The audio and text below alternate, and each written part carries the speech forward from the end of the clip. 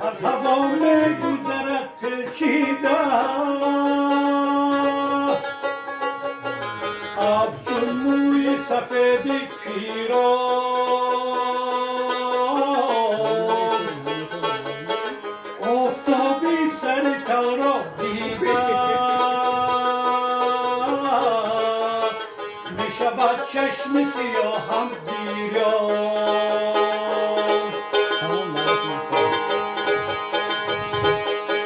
از بلندی به زمین می ریزد زایدی تیره حزن و پریشان